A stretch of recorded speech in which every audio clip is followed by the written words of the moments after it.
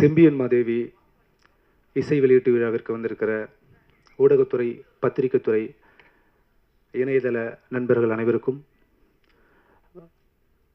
சிறப்பு விருந்தினராக வந்திருக்கிற அன்பு அண்ணன் எழுச்சி தமிழர் அவர்களுக்கும் மனமார்ந்த நன்றியை தெரிவித்துக் கொண்டு, நேரம் கருதி மேடையில் இருக்கின்ற அத்துணை பெரியவர்களுக்கும் நன்றியை தெரிவித்துக் கொண்டு,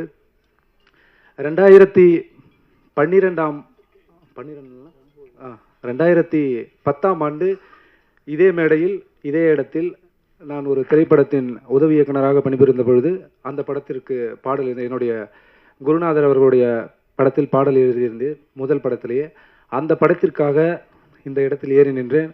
கிட்டத்தட்ட 13-14 ஆண்டுகள் ஆகிவிட்டது இந்த இடத்தை ஏறுவதற்கு.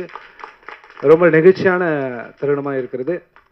வெளியில் பேட்டி கொடுக்குறப்ப ப்ரெஸ் எல்லாமே கேட்டுகிட்டே இருந்தாங்க, நீங்களே மியூசிக் பண்ணிட்டீங்க, நீங்களே பாட்டு எழுதிட்டீங்க, நீங்களே நடிச்சிட்டிங்க, நீங்களே ப்ரொடக்ஷன் பண்ணிட்டீங்க அப்படின்னு சொன்னாங்க. தப்பாக நினச்சிக்க வேணாம். படம் பண்ணுறதுக்கு காசு இல்லை, பல ப்ரொடியூசர்கிட்ட தேடிட்டோம். கிட்டத்தட்ட ஒரு 100-150 ப்ரொடியூசர்கிட்ட இருக்கிற எல்லா பெரிய ப்ரொடக்ஷன்ட்டையும் கதை சொல்லிட்டோம். யாரும் நீங்கள் யாருக்கிட்ட ஒர்க் பண்ணீங்க. என்னுடைய குருநாதர் சின்ன படங்கள் தான் பண்ணிகிட்டு இருந்தார். கிட்டத்தட்ட ஒரு 6-7 படங்கள் பண்ணிட்டாரு. கால சூழலால் அது தவிர்த்து போயிட்டுருக்கு. அவரோட எல்லா படங்களையும் நான் பணியாற்றிருக்கிறேன். கிட்டத்தட்ட தமிழ்லேயே ஒரு 9 படங்களுக்கு இணை இயக்குனராக, துணை இயக்குனராக, உதவி இயக்குனராக பணியாற்றிருக்கிறேன். கன்னட படத்தில் ஒரு 5-6 படங்கள் இணை இயக்குனராக, துணை இயக்குனராக பணியாற்றிருக்கேன். தெலுங்கில் ஒர்க் பண்ணியிருக்கேன். இசை அப்படி ஏன்னு கேட்டாங்க, நான் பேசிக்காகவே தமிழ்நாடு அரசு இசைக்கல்லூரி அடையாறில் 5 ஆண்டுகள் இசை பட்டயப்படிப்பு படித்த மாணவர் நான்.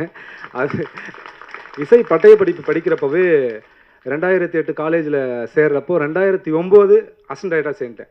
மியூசிக் காலேஜ் நான் முடிக்கிறப்போ கிட்டத்தட்ட 5 படத்துக்கு கோடைரக்டர் ஆகிட்டேன் நான். ஸோ அதனால தான் அது பேலன்ஸ்டாகவே வந்துருச்சு. தப்பாக நினச்சிக்க வேணாம்.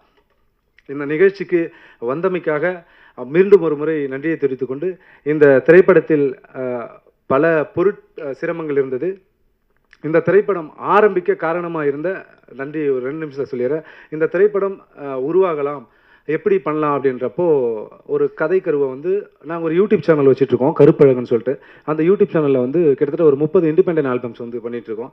அது பண்ணி போர் ஆகிடுச்சிச்சு எங்களுக்கு. என்னடா தொடர்ந்து இண்டிபெண்டன்ட் ஆல்பம் பண்ணிகிட்டே இருக்குமே சொல்லிட்டு, வேறு ஏதாவது புதுசாக ட்ரை பண்ணலாமா அப்படின்னு சொல்கிறப்போ, எங்களுடைய யூடியூபோட ஸ்பான்சர்ஸ்லாம் இருக்காங்க. ஸோ அவங்கக்கிட்ட அந்த கதையை சொல்கிறப்போ, தீபி ட்ரீம் ஃபேக்ட்ரி அவங்க திரு பார்த்தசாரதி, ஜெயஸ்ரீ பார்த்தசாரதி அவங்கள்ட்ட சொல்கிறப்போ அப்ரோச் பண்ணுங்கன்னு சொன்னாங்க. அப்புறம் அது எக்ஸ்பிளெண்ட்டாக படமாக மாறுறப்போ கொஞ்சம் பேலன்ஸ் பண்ண முடியாத சில நண்பர்கள் உதவியோட செம்பியன் மாதேவி டேக்கப் ஆச்சு. திரு V2 மியூசிக் CEO அரவிந்த் அவர்கள் இந்த படத்துக்கு பேக்கப்பாக உங்களுக்கு என்னென்ன தேவை அதெல்லாம் நான் சோர்ஸ் பண்ணி தரேன் அப்படின்னு சொல்லிட்டு சூப்பராக பண்ணி கொடுத்து இவ்வளோ தூரம் கொண்டு வந்தாங்க. நாங்களே உண்மையாக நினைக்கல, பிரசாத் லேபில் ஆடியோ லான்ச்லாம் நடக்கும், இந்த படம் இவ்வளோ தூரம் வருமானு நினைக்கல. காட் கிரேஸ் ஏதோ நடந்துருச்சு. இதில் இணைந்து நடித்து நாங்கள் பேமெண்ட்டுக்கு நடித்த அண்ணன் மணிமாறன் அவர்களுக்கு மிக நன்றியை தெரிவித்துக் கொள்கிறோம். ரொம்ப பிஸி ஷெடியூலில் இருந்தார். ஜெய்பீம் மெசக்குட்டி ஜெய்பீம் படம் செம்ம பீக்கு, கால் ஷீட்டே இல்லை. அவர்கிட்ட நான் ஃபோன் பண்ணி கேட்டேன். அதுக்கு முன்னாடி எங்கள் ஆல்பத்தில் அவர் ஒன்று நடிச்சிருந்தார். தலைவா ஒரு படம் ஒன்று பண்ணிகிட்ருக்கோம், நீங்கள் வரீங்களா அப்படின்னு கேட்டோம். எத்தனை நாள் டேட் வேணுண்ணா அப்படின்னாரு. டேட்லாம் கிடையாது, நைட்டு பஸ்ஸு பிடிச்சி கள்ளக்குறிச்சிக்கு வந்துருங்க, காலைல உங்களுக்கு ஷூட்டிங் இல்லை. உடனே கிளம்பி வந்துட்டாப்புல. அதற்காக மசக்குட்டி அவர்களுக்கு நன்றி. பல சூழல்களை கள்ளக்குறிச்சி உங்களுக்கு தெரியும் எவ்வளோ பெரிய இஷ்யூஸ் போயிட்டு இருந்தது. முழுக்க இந்த படம் அங்கே உருவான படம் தான். நாங்கள் படம் எடுத்துகிட்டு இருக்கப்போ இந்த பிரச்சனை அங்கே போயிட்டு இருந்துச்சு.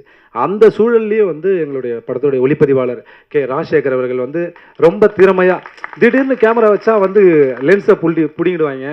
நம்ம சின்ன ப்ரொடக்ஷன்றதுனால யூனிட் பெருசாக அப்படி இல்லாமல் பண்ணிட்டு இருந்தோம். கேமராவை பிடிங்கிடுவாங்க, ஸ்டாண்டை தூக்கின்னு போயிடுவானுங்க.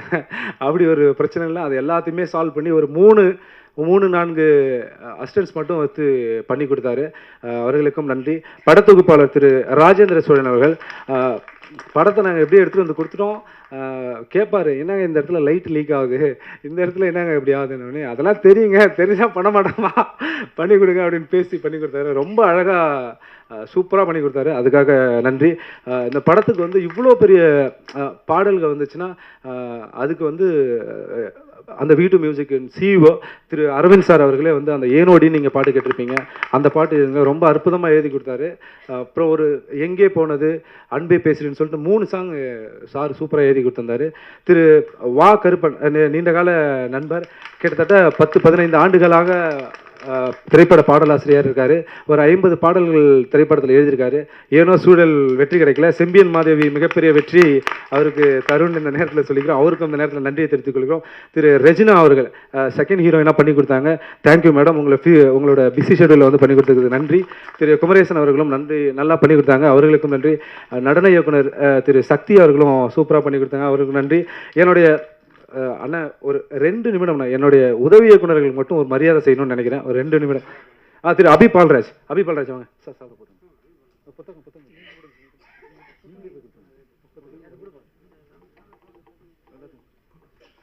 இணை இயக்குனர் திரு அபி பால்ராஜ் 2 நிமிஷம்.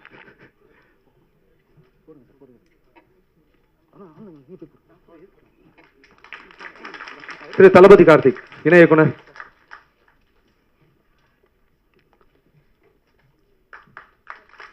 திரு மணவை செந்தில் இணை இயக்குனர்.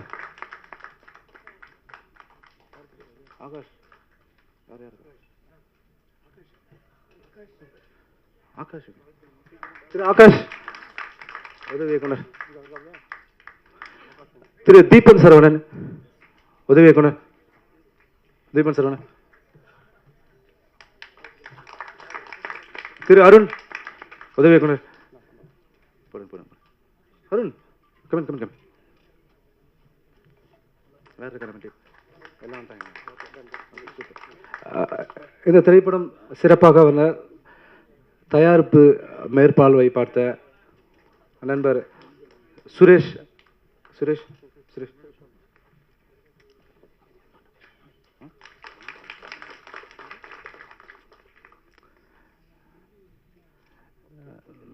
கவிஞர் மன்னிச்சிங்க, அண்ணனுக்கு கொஞ்சம் அடுத்த பணி இருக்கிறதுனால அதை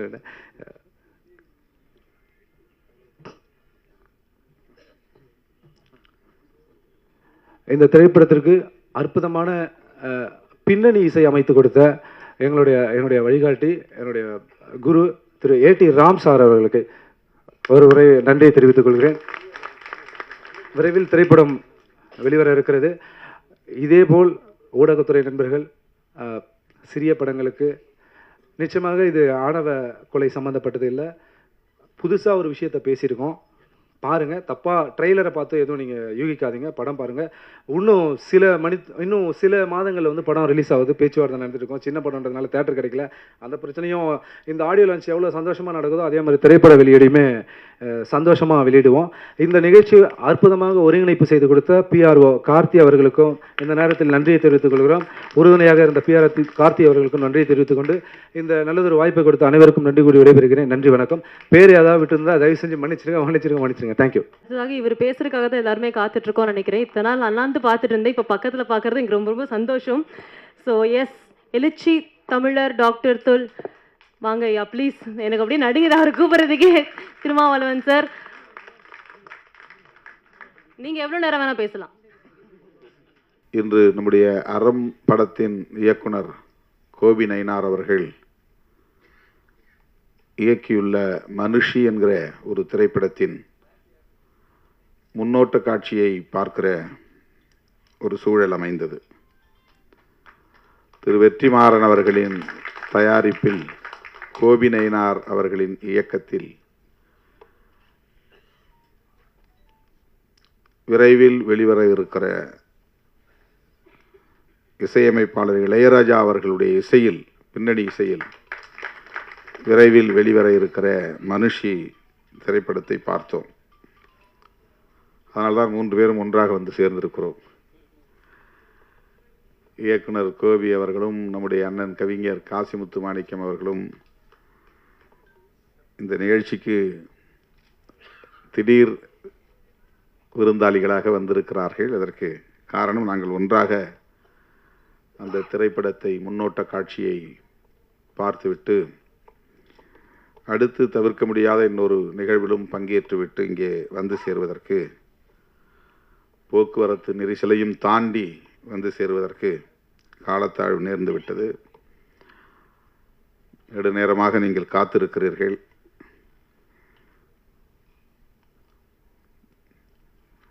நான் நீண்ட நேரம் எடுத்துக்கொள்ள விரும்பவில்லை. தம்பி லோக பத்மநாபன் அவர்கள் பேசும்போது 2010 நான் இந்த மேடையில் ஒரு உதவி இயக்குனராக ஏறி நிற்கிற வாய்ப்பு கிடைத்தது.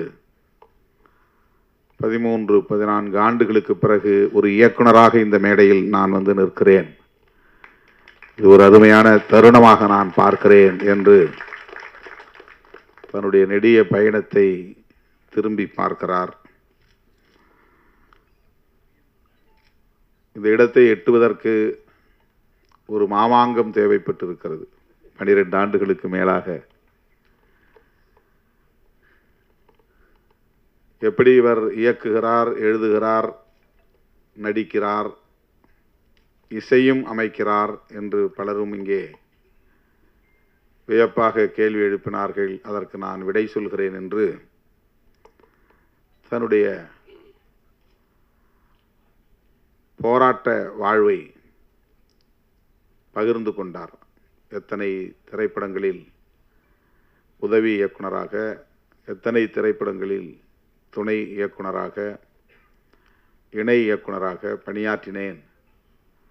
தமிழை தாண்டி தெலுங்கு போன்ற பிற மொழிகளிலும் நான் பணியாற்றி இருக்கிறேன். 5 ஆண்டு காலம் இசை மாணவனாக பட்டய வகுப்பில் பயின்று தேர்ச்சி பெற்றிருக்கிறேன் என்று தனக்குள்ள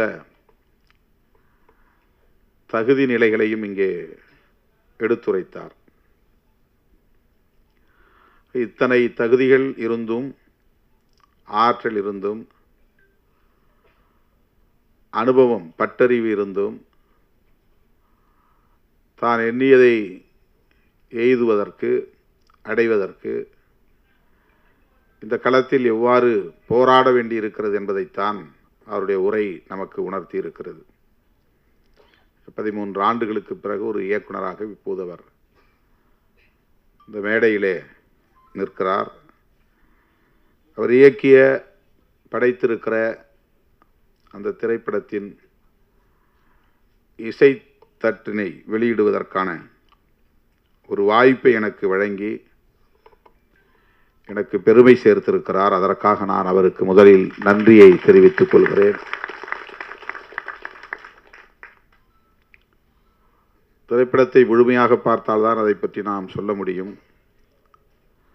ஆனாலும் அதன் கருப்பொருள் என்ன என்பதை நம்முடைய ஆர்வி உதயகுமார் அவர்களும் சரி, எனக்கு முன்னர் பேசிய அனைவரும் சரி கோடிட்டு காட்டியிருக்கிறார்கள், தொட்டு பேசியிருக்கிறார்கள். தமிழ்நாட்டில் காதல் என்பதும் ஒரு அரசியலுக்கான பேசுபடு பொருளாக மாறியிருக்கிறது. காதலை பற்றியும் பேசி அரசியல் ஆதாயம் தேட முடியும் என்பது தமிழக அரசியலில்தான் முதலாக நாம் பார்க்கிறோம். அரசியல் ஆதாயத்திற்கு காதலையும் பயன்படுத்துவது, அதையும் ஒரு மூலதனமாக மாற்றிக்கொள்வது. ஒருபடி அரசியல்வாதியை தாண்டி சினிமா துறையிலே இருப்பவர்களும் கூட நாடக காதல் என்கிற பெயரிலே அதையும் அரசியலாக்கி அல்லது வணிகமாக்கி ஆதாயம் தேட பார்க்கிறார்கள். அவர்கள் அரசியல்வாதியிடமும் கெட்டிக்காரர்கள். அரசியல்வாதிகளையும் தூக்கி சாப்பிடக்கூடிய அளவுக்கு கெட்டிக்காரர்களாக இருக்கிறார்கள். என் பெயரை சொல்லியும் பிழைக்கிறார்கள். பிழைத்து விட்டு போகட்டும் என்று நான் அதை கண்டுகொள்ளவில்லை. எனக்கும் அதற்கும் அவர்கள் சொல்லுகிற பொருளுக்கும் சம்பந்தமே கிடையாது. என் பெயரை சொல்லி ஒரு படம் தயார் பண்ணி அதிலே வணிகம் செய்ய முடியும் என்கிற அளவுக்கு நான் ஒரு மூலதன பொருளாக இருக்கிறேன் அவர்களுக்கு என்று சில நேரங்களில் நான் தோழர்களோடு பகிர்ந்து கொள்வதுண்டு. காதல் என்பது காலம் காலமாக பேசப்பட்டு வருகிற ஒரு உயர்ந்த சொல், சிறந்த சொல். மனிதன் தோன்றிய காலத்திலிருந்து மனித குலத்தை வழிநடத்துகிற ஒரு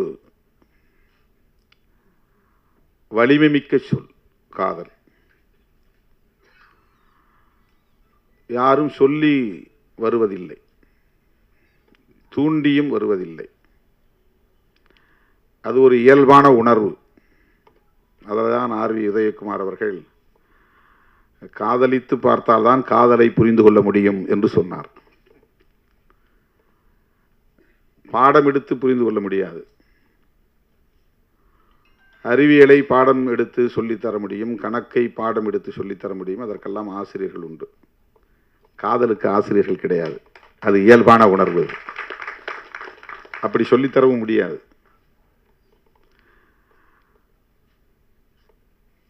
அது எல்லா உயிர்களிடத்தும் இருக்கிறது. ஆண்கள் பெண் மனித குலத்தில் மட்டுமல்ல,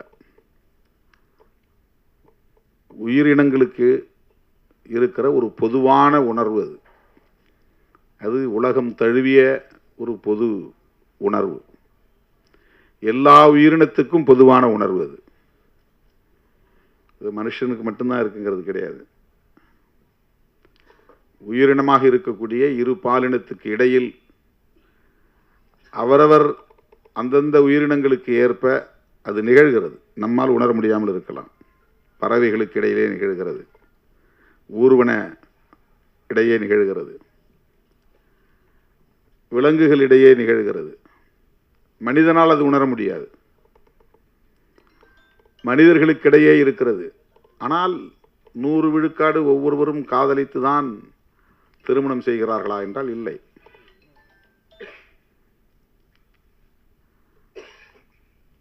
ஒரு கிராமத்திலே ஒரு வயதொத்த இளம் ஆண்கள் அல்லது இளம் பெண்கள், ஒரு 20 ஆண்கள் அல்லது 20 பெண்கள் இருக்கிறார்கள் என்று சொன்னால்,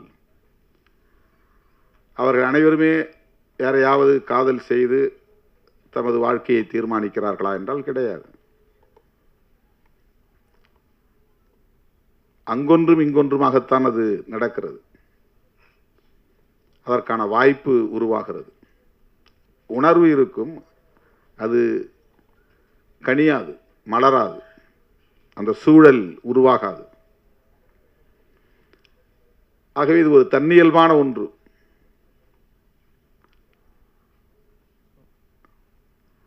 அதனை ஏதோ திட்டமிட்டு யாரோ சொல்லி டிஷர்ட் போட்டால், ஜீன்ஸ் போட்டால், கூலிங் கிளாஸ் போட்டால் பெண்கள் மயங்கி விடுவார்கள். அந்த டிஷர்ட் போட்டவன் பின்னாலேயே பெண்கள் போய் விடுவார்கள் என்பதை போன்ற ஒரு தோற்றம் இங்கே உருவாக்கப்பட்டு அதற்கு ஒரு பெயரை சூட்டியிருக்கிறார்கள், நாடக காதல் என்று. அப்படி ஒன்று இருக்கவே முடியாது. காதல் காதல் தான், அவ்வளவுதான். இன்னொன்று அப்படி ஒன்று இல்லை, அப்படி ஒன்று இருக்க முடியாது. நாடகம் செய்தெல்லாம் யாரும் யாரையும் ஏமாற்றி விட முடியாது.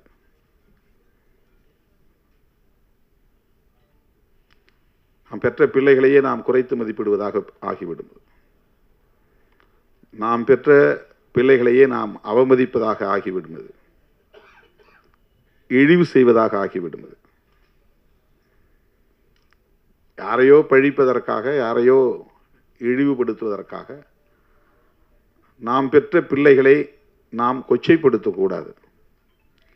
இந்த விமர்சனங்கள் ஒரு தனிநபருக்கு எதிரான விமர்சனங்கள் அரசியல் ரீதியாக செய்யப்படுகின்றன என்பது ஒரு புறம் இருந்தாலும்,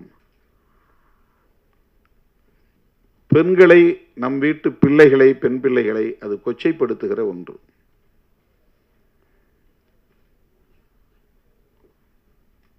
அதை ஒருபோதும் நியாயப்படுத்த முடியாது. என்னிடத்திலே ஒரு பத்திரிகையாளர் கேட்டார், நான் திருப்பி கேட்டேன், திருமாவளவன் பிறப்பதற்கு முன்பு இந்த மண்ணில் காதல் இல்லையா? நான் வந்த பிறகுதான் இங்கே காதல் என்ற சொல் புழக்கத்தில் இருக்கிறதா? இது எவ்வளவு பெரிய அபாண்டம், எவ்வளவு பெரிய வீண் பழி. இதை சொல்லுகிறவர்கள் தங்கள் வீட்டில் உள்ள பிள்ளைகளையும் கவனத்திலே கொண்டு, கருத்திலே கொண்டு பேச வேண்டாமா என்ற ஒரு கேள்வியை எழுப்பினேன். அருமை தோழர்களே, காதல் என்பது இயல்பானது என்றால் இயற்கையானது என்று பொருள். இயல்பு என்றால் இயற்கை என்றுதான் பொருள். அது ஒரு இயற்கையான உணர்வு. அது வலிந்து உருவாக்க முடியாது. ஒருவர் சொல்லி இன்னொருவர் அதை செய்யவும் முடியாது. ஆகவே திரைப்படங்களாக இருந்தாலும் சரி, நாவல் எழுதுவதாக இருந்தாலும் சரி, எந்த படைப்பாக இருந்தாலும் சரி, தவறான ஒரு தோற்றத்தை உருவாக்கக்கூடாது. இதுதான் என்னுடைய கருத்து, என்னுடைய வேண்டுகோள். காதலுக்கு ஏன் எதிர்ப்பு வருகிறது? எல்லா நாடுகளிலும் இதுபோல காதலுக்கு எதிர்ப்பு உண்டா? கட்டாயமாக இருக்கும். காதலுக்கு எதிர்ப்பு கட்டாயமாக இருக்கும். அதனுடைய பரிமாணங்கள் நாட்டுக்கு நாடு வேறுபடுகிறது. இந்தியாவை பொறுத்தவரையில் ஏற்கனவே இங்கு நிறுவப்பட்டிருக்கிற ஒரு கருத்தியல் காதலை மறுக்கிறது. இனக்கலப்பு ஏற்பட்டுவிடக்கூடாது அல்லது சாதி கலப்பு ஏற்பட்டுவிடக்கூடாது என்பதுதான் அந்த கருத்தியல். சாதி தூய்மைவாதம் என்பதுதான் அந்த கருத்தியல். சாதி விட்டு சாதி திருமணம் செய்தால் ஒரு சாதிக்கான பாரம்பரியத்தில் களங்கம் ஏற்பட்டுவிடும். அந்த சாதி காப்பாற்றி வருகிற தூய்மை கலங்கப்பட்டுவிடும். எனவே திருமணத்தை சாதிக்குள்ளேயே பண்ண வேண்டும் என்பது இங்கே ஒரு கருத்தாக நிறுவப்பட்டிருக்கிறது. எஸ்டாபிளிஷ்ட் அகமண முறை, எண்டோகாமி. இது எஸ்சி எஸ்டி மக்களுக்கும் இதர மக்களுக்கும் இடையிலான பிரச்சனை கிடையாது. ஒவ்வொரு சாதிக்கும் இடையிலான பிரச்சனை இது. ஒவ்வொரு சாதிக்கும் இடையிலான பிரச்சனை இது. சாதியிலேயே உயர்ந்த சாதி என்று கருதப்படுகிற பிராமணர்கள் தனித்தனி சாதிகளாகத்தான் இருக்கிறார்கள். அங்கேயும் அகமண முறைதான் உண்டு, புறமண முறை கிடையாது. அங்கேயும் அகமண முறைதான். சாதி கலப்பு ஏற்படக்கூடாது என்பது அங்கேயும் இருக்கிறது. சாதி தூய்மைவாதம் அங்கேயும் இருக்கிறது. ஆகவே காதல் ஆர்.வி. உதயகுமார் அவர்கள் சொன்னதைப் போல சாதி, மதம், மொழி, இனம் என்கிற வரையறைகளை தாண்டிய ஒன்று.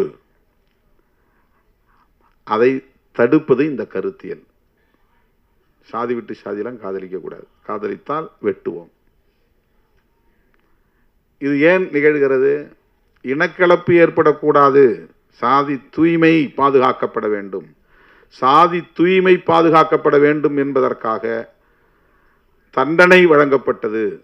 அந்த தண்டனையை வரையறுத்த சட்டம்தான் மனுஸ்மிருதி. மனுஸ்மிருதி என்பது ஒரு சட்டம். அது ஒரு கோட் ஆஃப் மனு என்றுதான் அதற்கு பெயர்.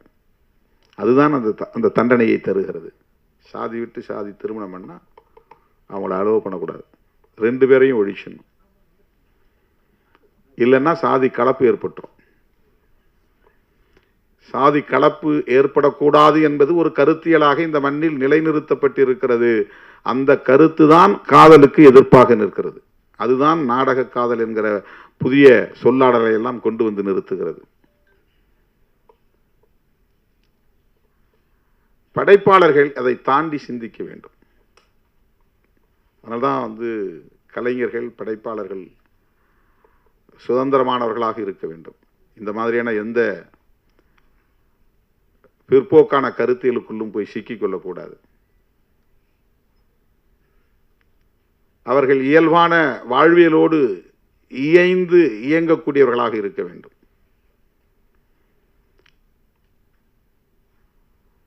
அந்த ஆளுமை உள்ளவர்களால் தான் சிறப்பான ஒரு படைப்பை தர முடியும். அதில் எந்த ஒரு கருத்தையும் ஏற்றக்கூடாது. என் கூட இருக்கிறதுனால நான் சொல்கிற கருத்தை தான் சொல்லணும் அப்படின்னு ஒன்றும் கிடையாது. என் கூட இருக்கிற தோழர்கள் அவருக்கு ஒரு சுதந்திரம் இருக்குது. இப்போ அறம் படத்தினுடைய இயக்குனர் கோபி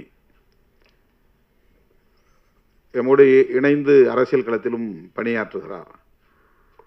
ஆனால் அந்த சாயல் இருக்காது அவருடைய படைப்பில். அதுதான் அவருக்குள்ள ஆளுமை, அதுதான் அவருக்குள்ள சுதந்திரம். இன்னைக்கு படத்தை பார்த்து வந்த நானும் கவிஞர் காசிமுத்து மாணிக்கம் அவர்களும் அவரை பயங்கரமாக பாராட்டிக்கிட்டே வந்தோம். இந்த பாராட்டு மழையில் நினைஞ்சு உட்கார்ந்துருக்கிறாரு. இந்த படம் வெளியே வந்தால் அவர் யாருங்கிறது தெரியும், எவ்வளோ பெரிய இன்டலெக்சுவல் அப்படிங்கிறது தெரியும். அவர் படம்னா குத்துப்பாட்டு இருக்கணும், படம்னா காதல் காட்சி இருக்கணும், படம்னா சண்டை இருக்கணும், படம்னா வன்முறை இருக்கணும், படம்னா ஒரு வணிக நோக்கம் இருக்கணும் அப்படிங்கிறதெல்லாம் உடைச்சிருக்கிறார் அவர். வெறும் டிஸ்கஷன் தான் 2 மணி நேரம் ஒரு அறைக்குள்ளே உட்காந்து பேசிக்கிட்டே இருக்கிறாங்க, அவ்வளோதான். அதான் படம். அவுட்டோர் ஷூட்டிங்லாம் கிடையாது. ஊராக கேமராவை எடுத்துகிட்டு சுற்றுறதுலாம் இல்லை. ஒரு ரூமை பிடிச்சி ரூமில் 4 பேரை உட்கார வச்சு பேச வைக்கிறார். பாட்டு கிடையாது, டூயட் கிடையாது, லவ் இல்லை. இது மாதிரி எந்த பரிமாணங்களும் அதில் கிடையாது. இது படைப்பாளர்களுக்குள்ள ஒரு ஆளுமை. இது அதில் அவர் என்ன சொல்ல வர்றாருன்னா, மக்களை அறிவியலோடு இணைந்து வாழ கற்பிக்க வேண்டும். அறிவியல் என்ன சொல்ல, அறிவியல் சொல்றது தான் யதார்த்தமான உண்மை. அறிவியல் தான் யதார்த்தமான உண்மை. அதுல எந்த விதமான புனைவும் இருக்காது. நம்பிக்கைங்கிற பேர்ல எந்த கற்பனையும் இருக்காது, எந்த திணிப்பும் இருக்காது அறிவியல்ல. அறிவியல் அறிவியல் அவ்வளவுதான். அது நிறைய தத்துரூபமான காட்சிகள் அதில் பதிவு பண்ணியிருக்கிறார். பேப்பரை தூக்கி இப்படி எரிஞ்சால் அது பறக்குது, அதே பேப்பரை கசக்கி போட்டால் கீழே பொத்துன்னு விழுது. ஒரு ஃபிசிக்ஸ், ஒரு ஹீரோயினை வச்சு சொல்கிறார். இது ஏன் பிள்ளைகளுக்கு சொல்லிக் கொடுக்கணும், நீ வேற எதுவும் சொல்லித்தராத. சாதி ஆண்ட பரம்பரையெல்லாம் சொல்லிக் கொடுக்காத, அரச பரம்பரையெல்லாம் சொல்லிக் கொடுக்காத. அவன் எந்த காலத்திலேயே ஆண்டான், இன்னைக்கு நீ பிச்சை எடுத்துக்கிட்டு தானே இருக்கிற. அவன் கோட்டையை கட்டி ஆண்டாலும் அவன் பரம்பரை இன்னைக்கு என்ன நிலையில் இருக்கு, அது நிலைக்காதுங்கிறது தான் அர்த்தம். கோட்டை கட்டி ஆண்டவன் பிள்ளை அத்தனை அது பரம்பரை, நான் மறுபடியும் அதே கம்பீரத்தோடு இருப்பேன், யானையில் போவேன், குதிரை போவேன்னு போக முடியுதா? முடியாது. இதுதான் வாழ்க்கை. கோட்டை இருந்த இடம் இப்போ மண்ணா கிடக்குது. அதனால அதை சொல்றதுல எந்த அர்த்தமும் கிடையாது. அறிவியலை சொல்லி கொடுங்கிறார் இந்த படத்துல. அறிவியலை சொல்லி கொடு. அறிவியல்னா பரீட்சைக்கு எழுதுறதுக்கான அந்த சயின்ஸ் இல்லை, வாழ்வியலே ஒரு அறிவியல் தான். அந்த அறிவியல் அடிப்படையில் தான் உயிரினங்கள் எல்லாம் வாழ்கிறது. கற்பனைகளிலும் கற்பனையான நம்பிக்கைகளிலும் சிக்கி கிடக்கிற உயிரினம் தான் மனித குலம். இதுதான் கற்பிதங்களுக்குள் சிக்கி கிடக்கிற சமூகம். எனக்கு இன்னும் ஒரு பாரம்பரியம் இருக்குது, நான் இந்த குடும்பத்தை சார்ந்தவன் அப்படிங்க, நான் இப்படிப்பட்ட ஆள் அப்படின்னு ஒரு ஈகோ, இது எல்லாமே கற்பிதங்கள். சாதி என்பது ஒரு கற்பிதம், மதம்ங்கிறது ஒரு கற்பிதம், கடவுள் என்பது ஒரு கற்பிதம். கடவுள் உண்டா இல்லையான்னு கேள்வி கேட்பேன். நீ கடவுள் நம்புறியா இல்லையா கேள்வி, அந்த டிஸ்கஷனை போகுது. உண்டா இல்லையாங்கிறது பிரச்சனை இல்லை, நம்புறியா இல்லையா. கடவுளை பற்றி நான் எதுவும் பேச தேவையில்லை. மனிதனுடைய வாழ்க்கை தான் முக்கியமானது. நான் எப்படி வாழணும்னு நினைக்கிறேன், அவ்வளோதான். இந்த வாழ்க்கையை எப்படி நான் வாழ்ந்துட்டு போகணும். ஒரு அருமையான ஒரு உரையாடலை அவர் 2 மணி நேரத்துக்கான ஒரு திரைப்படமா உருவாக்கி இருக்கிறார். இப்படிப்பட்ட படைப்பாளர்கள் தான் இப்போ தேவைப்படுகிறார்கள். அதுதான் ரொம்ப முக்கியம். இப்போ என் கூட இருக்கிறாரு, நீங்கள் நான் பேசுகிற அரசியல்லாம் நீங்கள் அதில் பேசக்கூடாதா, அந்த வசனங்கள்லாம் அதில் வைக்கக்கூடாதா, என்ன அந்த சாயல் இல்லை அப்படின்னு நான் அவரை தூண்ட முடியாது. அப்படி கருத்தை திணிக்கவும் கூடாது. அது வேறு. அவர் 24 மணி நேரம் அரசியல் பண்ணுறாரு, ஆனால் படத்தில் அந்த சாயல் இருக்காது. அந்த சாயல் இல்லை. அறம்னு ஒரு படம் நீங்கள் பார்த்தா தெரியும். இப்போ கற்பிதங்களுக்குள்ளே சிக்கி கிடக்கிற மானுடத்தை மீட்பது என்பதுதான் படைப்பாளர்களின் போராட்டமாக இருக்க வேண்டும். கற்பிதங்களுக்குள் சிக்கி கிடக்கிற மானுடத்தை மீட்பதுதான் படைப்பாளர்களின் ஆளுமையாக இருக்க வேண்டும். அதுதான் ரொம்ப முக்கியமானது. ஆணவ கொலை என்பது ஒரு கற்பிதம். அது என்னன்னா, அவனுக்கு பெற்ற பிள்ளையை விட 10 மாதம் சுமந்த பிள்ளை அதனுடைய வாழ்க்கையை விட நான் என் சாதி கௌரவம் தான் முக்கியம். இந்த வசனத்தை செம்பியன் மாதவி வருது, எனக்கு சாதியும் கௌரவம் தான் முக்கியம் அப்படின்னு விட்டோம். இந்த சாதியும் கௌரவமும் தான் எனக்கு முக்கியம். என்ன கௌரவம்? சாதி அடிப்படையிலான கௌரவம். கௌரவம் கல்வி அடிப்படையிலான கௌரவம் அல்ல, அறிவு அடிப்படையிலான கௌரவம் அல்ல, ஆற்றல் அடிப்படையிலான கௌரவம் அல்ல, சாதி அடிப்படையிலான கௌரவம். செம்பியன் மாதவி படத்தில் லோக பத்மநாபன் எழுதிய வசனத்தில் வில்லனா நடிக்கிறவர் சொல்றார், எனக்கு சாதியும் கௌரவம் தான் முக்கியம் அப்படின்னு அப்படியே அருவாளை வச்சு ஹீரோவை வெட்டுறார். இது தமிழ்நாட்டில் மட்டுமல்ல, இந்தியா முழுவதும் உள்ளது. இது கற்பிதம். இது வந்து வரட்டு கௌரவம். நாம் அந்த கௌரவ கொலைன்னு சொல்லுவாங்க, நான் வரட்டு கௌரவ கொலைன்னு சொல்லுவோம். இப்போ இது ஆணவ கொலைன்னு நம்ம பதிவு பண்ணுறோம். அது வந்து ஒரு ஃபால்ஸ் பிரஸ்டீஜ். இது பிரஸ்டீஜுங்கிறது எது? நமக்குரிய மரியாதை என்பது என்ன? தன்மானம் தான் உண்மையான கௌரவம். என்னுடைய தன்மானம் தான் முக்கியமானது. ஒரு டிக்னிட்டின்னு சொல்றோம்ல, அந்த டிக்னிட்டி தான் முக்கியமானது. அதை எப்போது பெற முடியும்னா, ஒரு தெளிவு வாழ்க்கையை பற்றிய, மனித குலத்தை பற்றிய, அறிவியலை பற்றிய தெளிவு வருகிற போதுதான் அது நமக்கு புலப்படும்.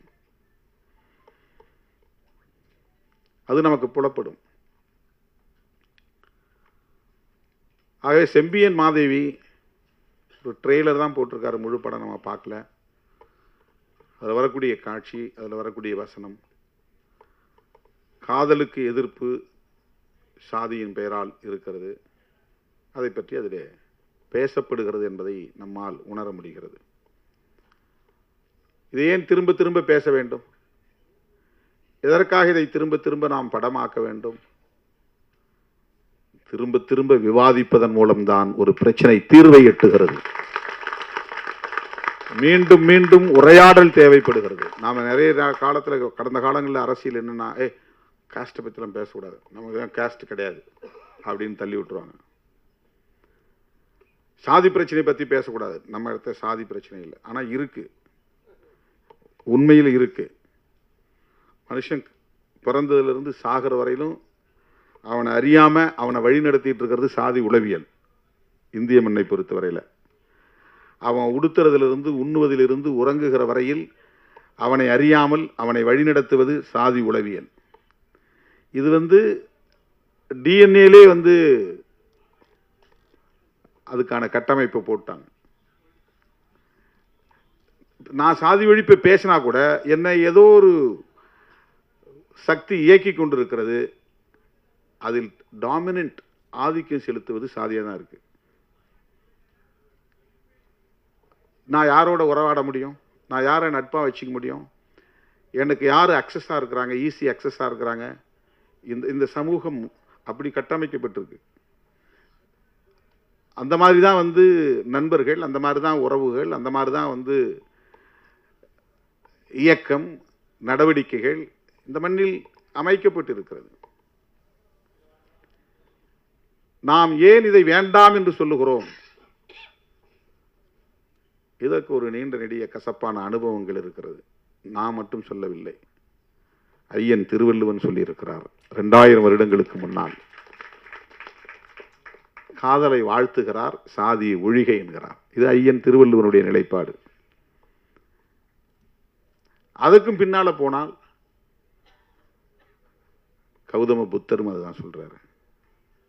கௌதம புத்தர் வந்து ஏதோ ஒரு மதத்தை உருவாக்கிய குரு என்பதை போல, மடாதிபதி என்பதை போல இங்கே காட்டப்படுகிறது, அல்லது கடவுள் போல காட்டப்படுகிறது. கிடையாது. இந்த மண்ணில் சமத்துவம் இல்லை, சமத்துவத்தை உருவாக்க வேண்டும் என்பதற்காக ஒரு கோட்பாட்டை உருவாக்கியவர் கௌதம புத்தர். சுதந்திரம், சமத்துவம், சகோதரத்துவம் என்பதுதான் பௌத்தத்தின் அடிப்படை கோட்பாடுகள். அரசமைப்பு சட்டத்தில் பிரியாம்பிள் என்கிற முகப்புரையில் அம்பேத்கர் அவர்கள் எடுத்து கையாளுகிற இந்த சொற்கள் பகவான் புத்தரின் போதனைகளில் இருந்து நான் எடுத்து கையாண்டது என்று புரட்சியாளர் அம்பேத்கர் அவர்கள் விளக்கம் தருகிறார். பிரெஞ்சு புரட்சியிலிருந்து நான் எடுக்கல, அவருடைய போதனைகள் இருந்து. ஆகவே அவரும் இந்த சாதியின் பெயரால் இருக்கிற சமத்துவமின்மையை எதிர்க்கிறார். சனாதனத்தால் நிறுவப்பட்டிருக்கிற சமத்துவமின்மையை எதிர்க்கிறார். பிறப்பின் அடிப்படையில் உயர்வு தாழ்வு என்று இங்கே நிறுவப்பட்டிருக்கிற இந்த கருத்தியலை, இந்த உளவியலை அவர் கட்டுடைக்கிறார். அதுதான் பௌத்தம். ஆகவே இது எதுவும் புதுசாக நாம் பேசுகிற அரசியல் கிடையாது. நம்ம இப்போ பேசுகிற வேண்டாம், காதலுக்கு மரியாதை கொடுக்கணும், காதலை சாதியின் பெயரால் தடுக்கக்கூடாது அப்படின்னு நம்ம பேசுகிறோம்னா இது நம்முடைய கருத்து கிடையாது. இப்போ 1000 ஆண்டுகளுக்கு மேலாக இங்கே பேசப்பட்டு வருகிற கருத்து தான். ஆக இன்னும் உரையாட வேண்டிய தேவை இருக்கிறது. இந்த 2000 வருஷம் பத்தலை, இன்னும் உரையாட வேண்டிய தேவை இருக்கிறது. இன்னும் 2000 வருஷம் கூட பிடிக்கலாம். இதை கடந்து மனிதன் முதிர்ச்சி அடைவதற்கு, பக்குவம் அடைவதற்கு, உயர்ந்த நிலையை எட்டுவதற்கு, உளவியல் பக்குவமடைந்த உளவியலை பெறுவதற்கு இன்னும் பல 100 ஆண்டுகள் கூட ஆகலாம். நாம் எந்த அளவுக்கு இந்த உரையாடலை இன்னும் கூர்த்திட்டுகிறோமோ ஜனநாயக பூர்வமாக, இது சரி, இது தவறு, இது வேண்டும், இது வேண்டாம், இது நியாயம், இது அநியாயம் என்கிற அடிப்படையிலே இந்த உரையாடல்களை நாம் கூர்த்திட்ட அது விரைவாக ஒரு பக்குவமடைந்த நிலையை எட்டும். ஆகவே செம்பியன் மாதவி போன்ற திரைப்படங்கள் இன்னும் இங்கே தேவைப்படுகிறது. ஆணவ கொலைகள் குறித்த விவாதங்களை இன்னும் கூர்த்திட்ட வேண்டிய தேவை இருக்கிறது. இது மோதலுக்காக அல்ல, தீர்வுக்காக. இது வன்முறையை தூண்டுவதற்காக அல்ல, ஒரு நல்ல வாழ்வியலை கட்டமைப்பதற்காக. உரையாடல் நிகழ்த்தாத எந்த பிரச்சனையும் தீர்வை தராது. புருஷன் பொண்டாட்டிக்கு இடையில பிரச்சனை இருந்தால் கூட மூஞ்சி வச்சுட்டு கூடாது, பேசணும். திருவி கூடாது, பேசணும். என்னங்கிறத அதுக்குன்னு நேரத்தை ஒதுக்கி வச்சு பேசணும். அப்போதான் அதுக்கு தீர்வு கிடைக்கும். பேசாத எந்த பிரச்சனைக்கும் தீர்வு இல்லை. உரையாடல் இல்லாத எந்த சிக்கலுக்கும் தீர்வு கிடையாது. ஆகவே இது போன்ற படைப்புகள் எல்லாம் உரையாடல்களுக்கான படைப்புகள். தீர்வை நோக்கி பயணிக்கிற உரையாடல்களை உருவாக்குவதற்கான படைப்புகள். அந்த களத்தை தேர்வு செய்து லோக பத்மநாபன் அவர்கள் துணிந்து அந்த கருப்பொருளை எடுத்து கையாண்டிருக்கிறார். அதை இன்றைக்கு ஒரு படைப்பாக நம்மிடத்திலே தமிழ் சமூகம் உணர வேண்டும் என்கிற வகையிலே சமர்ப்பிக்கிறார் என்பது பாராட்டுதலுக்குரியது. அவருடைய முதல் படம், அவருடைய இயக்கத்தில் வெளிவருகிற முதல் படம் மாபெரும் வெற்றியை பெற வேண்டும். அவர் மிகச்சிறந்த இயக்குனர் என்கிற நிலையை எட்ட வேண்டும். இந்த வணிகமயமான கதை பின்னலுக்குள்ளே போய் சிக்கிக் கொள்ளாமல் ஒரு படம் எடுத்தால் கூட, அவர் ஒரு 7-8 வருஷத்துக்கு முன்னால் எடுத்தார். ஆனால் அறம் இன்னைக்கும் பேசப்படுகிறது. ஒரே ஒரு படம் தான், ஒரே ஒரு சின்ன கருப்பொருள் தான். ஒரு படம் எடுத்தால் கூட, அதுக்கப்புறம் படம் கூட தேவையில்லை. ஆனால் அதில் மனித குலத்துக்கு நாம் என்ன சொல்லுகிறோம், எப்படி அவர்களுக்கான வழிகாட்டுதலை தருகிறோம், அதை எப்படி உரையாடலுக்கு உட்படுத்துகிறோம், அதுதான் ரொம்ப முக்கியம். இந்த படம் வந்தவுடனே ஒரு 10 நாள் பேசுபடு பொருளாக மாறும், கோடியாக பணம் கொட்டும், அதில் பெரிய பயனடைவாங்க. அதுக்கப்புறம் அது போய் இது எங்கேயோ ஒரு வாரத்தில் கிடக்கும். அதுக்கப்புறம் அது யாரும் பேச முடியாது. அப்படி படைப்புகள் அப்படி இருக்கக்கூடாது. ஆகவே செம்பியன் மாதேவி படத்தை எழுதி இயக்கியிருக்கிற, இசையமைத்திருக்கிற லோக பத்மநாபன் அவர்கள் ஒரு முற்போக்கான சிந்தனையுள்ள, சமூக மாற்றத்தை விரும்புகிற, இயல்பான இயற்கையான வாழ்வியலை மனித குலத்துக்கு எடுத்துரைக்கிற ஆற்றல் வாய்ந்த ஒரு படைப்பாளராக பரிணமிக்க வேண்டும். இன்னும் அவருடைய புகழ் ஓங்க வேண்டும் என்று சொல்லி இந்த வாய்ப்புக்கு நன்றி கூறி முடிக்கிறேன். நன்றி, வணக்கம்.